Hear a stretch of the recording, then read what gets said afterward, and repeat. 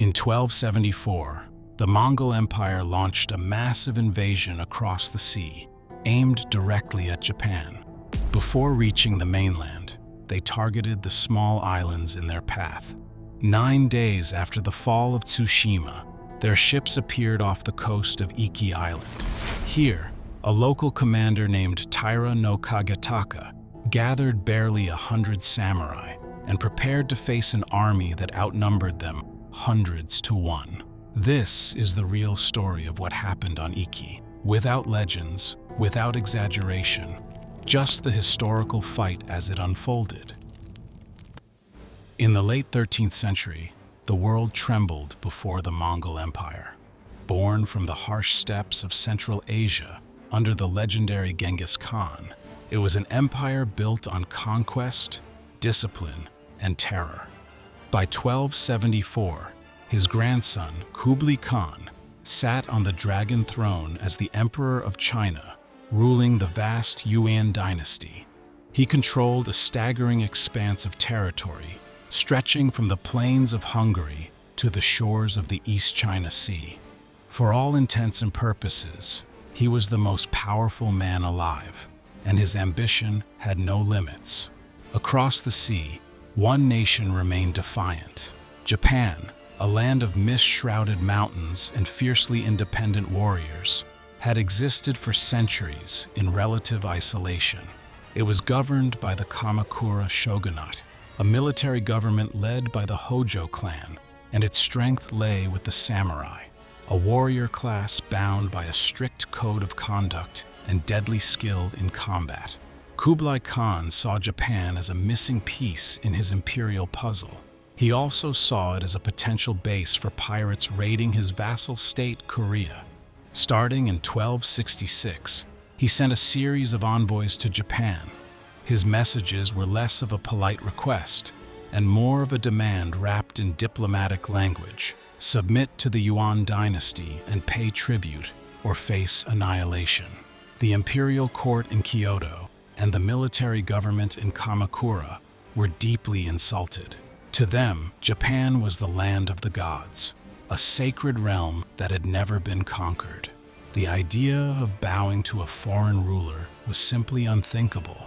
Each of Kublai's emissaries was sent away empty-handed, their demands met with defiant silence. For the great Khan, who had humbled empires and brought kings to their knees, this silent refusal was an unforgivable insult. His patience ran out. If Japan wouldn't bend, it would break. The order was given.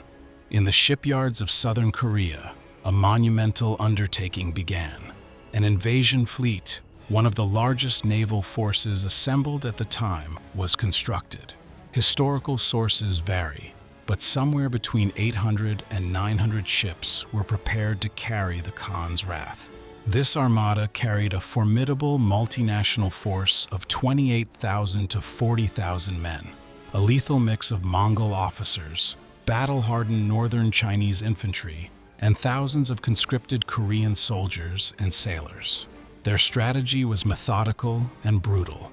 First, they would seize the small strategic islands that lay between Korea and the Japanese mainland, Tsushima, and then Iki. These islands would become forward bases, securing supply lines for the main assault on Kyushu, the southernmost of Japan's main islands.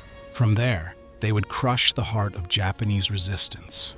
As the armada set sail in the autumn of 1274, a storm of steel and fire was about to crash upon the shores of a land that had never known a foreign invader. The age of the samurai was about to face its most terrible test. On November 4th, 1274, the nightmare began. The Mongol fleet, a forest of masts and sails that blotted out the horizon, descended upon the island of Tsushima. The island's governor, Sō Sukekuni, commanded a tiny garrison of just 80 mounted samurai and their retainers. Facing an army of thousands, they knew victory was impossible. Their fight wasn't for survival. It was for honor and for time, buying precious hours for the mainland to prepare for the hell that was coming. The battle was a brutal, one-sided affair. The samurai, used to a highly ritualized style of war, were totally unprepared for the Mongol way of fighting. Japanese battles often began with whistling arrows and duels between champions who would announce their lineage. The Mongols had no time for ceremony. They advanced in tight, disciplined formations, a wall of shields and spears, their movements coordinated by the deafening thunder of war drums. They unleashed weapons the samurai had never seen before: gunpowder. Hand-thrown explosive bombs, called tetsuhou, burst among the samurai ranks with a terrifying roar, spewing shrapnel and smoke. The explosions terrified both men and horses, shattering formations and sowing chaos. The samurai bow was a powerful weapon, but the Mongol composite bow outranged it, raining down arrows from a safe distance. Sō Sukekuni and his 80 samurai fought with the desperate courage of doomed men. They charged into the disciplined Mongol ranks, swords flashing, seeking a glorious death. But individual heroism was no match for overwhelming numbers and cold, efficient tactics. By nightfall, the defenders of Tsushima were annihilated. With the island's defenders gone, the Mongols unleashed a wave of terror. A few small boats, however, managed to slip away, racing towards the mainland with the dire warning: the invasion had begun. The news sent a shockwave of fear through the region. 9 days later, on November 13th, the Mongol armada appeared off the coast of Iki Island. The defense of Iki rested on the shoulders of its governor, Taira no Kagetaka. He commanded a force of only about 100 samurai. Hearing of the disaster at Tsushima, Kagetaka had sent a desperate plea for reinforcements to Dazafu, the administrative center on Kyushu, but he knew they wouldn't arrive in time. The people of Iki, mostly fishermen and farmers, were gripped by panic, but that terror soon hardened into a despairing courage, and they resolved to fight alongside Kagetaka's men. As Mongol landing craft ground onto the beaches, Kagetaka led his small force of 100 samurai in a desperate charge. It was a collision of two different philosophies of war. The samurai, seeking individual honor, spurred their horses forward to challenge the Mongol commanders. The Mongols responded not with champions, but with an impassive wall of shields and a sky blackened by arrows. The fighting on the beach was a short, savage affair. The samurai's valor was met with cold, efficient slaughter. Kagetaka, seeing the futility of open battle, made a fateful decision. He ordered his remaining men to fall back. They would make their last stand at Hinotsume Castle.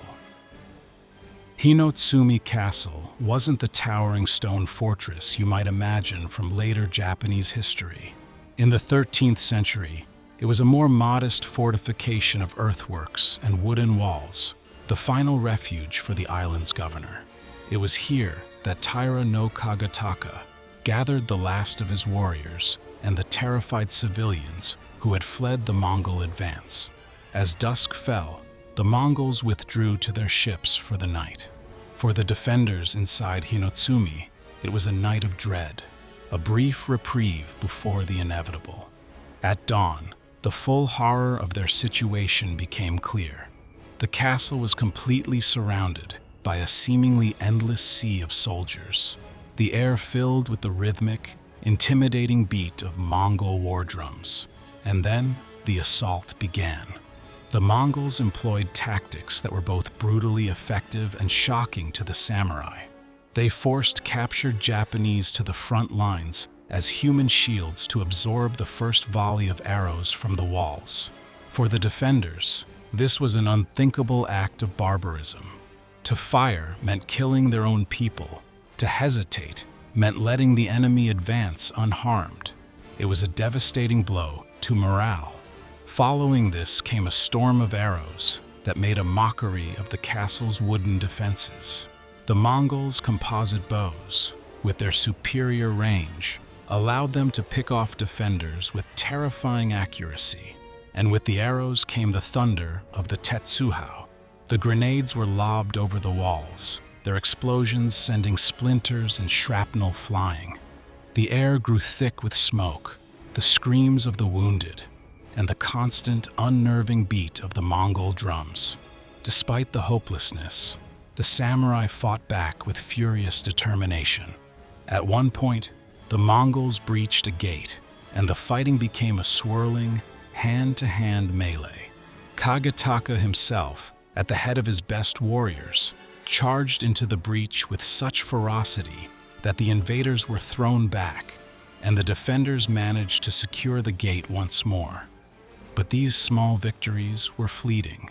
Every Mongol who fell was instantly replaced. Every Japanese defender lost was an irreplaceable blow. The defenders were exhausted, wounded, and running out of arrows. The Mongols were relentless, scaling the walls under a constant barrage. Hours turned into a blur of blood and chaos. Taira no Kagetaka, seeing his men cut down and his defenses crumbling, knew the end had come. There would be no escape. All that was left was to choose how to die. For a samurai, there was only one path that preserved honor in the face of absolute defeat. In a final act of defiance, Kagetaka rallied his last able-bodied men, perhaps only 36 of them, and led them in one last, desperate charge out of the castle gates and into the heart of the Mongol army. It wasn't an attack meant to win. It was a final, glorious embrace of death. They fought until they were overwhelmed. Wounded and having witnessed the end, Kagetaka retreated back into the fiery chaos of his castle's main keep. Here, with his family and loyal retainers, he performed the final act of a samurai lord. As Hainotsumi Castle burned to the ground, Taira no Kagetaka and his followers committed ritual suicide, choosing an honorable death over the disgrace of capture. Legend says that before this final act, Kagetaka made one last attempt to serve his country, commanding a loyal servant to escort his daughter from the castle. Tragically, as she attempted to flee by boat, she was struck and killed by a Mongol arrow. But the servant survived, reaching Hakata Bay and delivering the devastating news. Iki had fallen. The Mongol tide was now aimed squarely at the heart of Japan. With Iki subdued, the Mongol war machine didn't pause. On November 19th, 1274, the full might of the Yuan fleet entered Hakata Bay on the coast of Kyushu. This was the moment the invasion had been building towards. The shores of Hakata were the gateway to Dazifu, the military heart of western Japan. If it fell, the rest of the nation would likely follow. The warnings from Tsushima and Iki, bought with blood, had given the mainland samurai precious time to prepare. Thousands of warriors from across Kyushu had converged on Hakata, but they were still likely outnumbered and facing an enemy whose tactics were terrifyingly new. As the Mongols came ashore, the samurai faced the same brutal tactics: disciplined phalanxes behind walls of shields and the deafening roar of gunpowder grenades. Despite their courage, the samurai were pushed back from the beaches. For a full day, the battle raged. The Japanese forces took heavy losses but refused to break, fighting with desperate tenacity. Then, as evening fell, something strange happened. The Mongol forces, despite gaining the upper hand, began to withdraw to their ships. They had taken casualties and were possibly low on supplies, likely intending to regroup for a decisive attack the next day. That attack never came. During the night, the weather turned, and a ferocious typhoon swept into Hakata Bay. The Mongol armada, anchored in the open water, was helpless. Gale-force winds and mountainous waves smashed ships against each other and onto the rocks. When dawn broke, the Japanese looked out to see a scene of utter devastation. The bay was littered with wreckage. Over 200 ships were lost, and more than 13,000 men of the invasion force never returned. The first Mongol invasion was over, not ended by the sword, but by the wind. To the Japanese, who had prayed for deliverance, this was a miracle. They called it the kamikaze, the divine wind, a sign that their sacred land was protected by the heavens. This belief would become a cornerstone of the Japanese national identity. But Kublai Khan was not a man deterred by one failure. Humiliated and furious, he began planning a second, even larger invasion. For the Japanese, it was a brutal wake-up call. They spent the next 7 years frantically preparing, building a massive stone wall along Hakata Bay to prevent another landing. Smiths, having studied damaged armor and broken swords from the first conflict, began to adapt their weapons.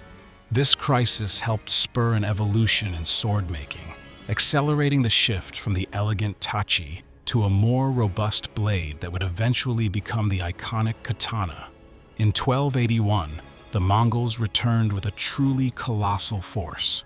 Some sources claim it numbered over 140,000 men and 4,400 ships, one of the largest naval invasions in history. They struck Tsushima and Iki again, and again the islands fell. But when they reached Hakata, they were met by the new stone wall and a far more prepared Japanese defense. The second invasion bogged down into a brutal 2-month stalemate, and then, incredibly, history repeated itself. On August 15th, 1281, another massive typhoon, even more powerful than the first, slammed into the Mongol fleet. The divine wind had returned. The Second Armada was annihilated, with catastrophic losses. The dream of a Mongol-conquered Japan died in the storm. The legacy of these invasions was profound. They marked the high-water point of Mongol expansion. For Japan, the successful defense forged a powerful sense of national unity and martial pride. The last stand of Taira no Kagetaka on Iki Island, though a tragic defeat, became an enduring symbol of samurai courage.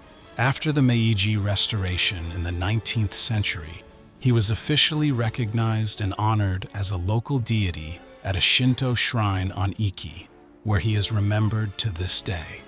In modern times, this dramatic piece of history has been brought to a global audience through the video game Ghost of Tsushima and its expansion set on Iki Island.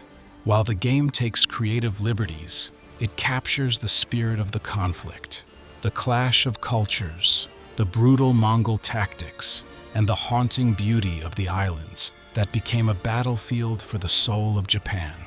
The story of the samurai who stood against the world's greatest empire, fighting for their homes and their honor, continues to captivate and inspire. Stories of last stands are always powerful, but there's something truly epic about the defiance of the samurai against the Mongol horde. From the desperate charges on Iki to the divine winds that saved a nation, it's a saga that proves even the greatest empires can be challenged. What do you think is the most inspiring last stand in history? Share your thoughts in the comments below. And if you want more epic history brought to life, make sure to like this video, subscribe, and hit that notification bell so you never miss another story. Thanks for watching.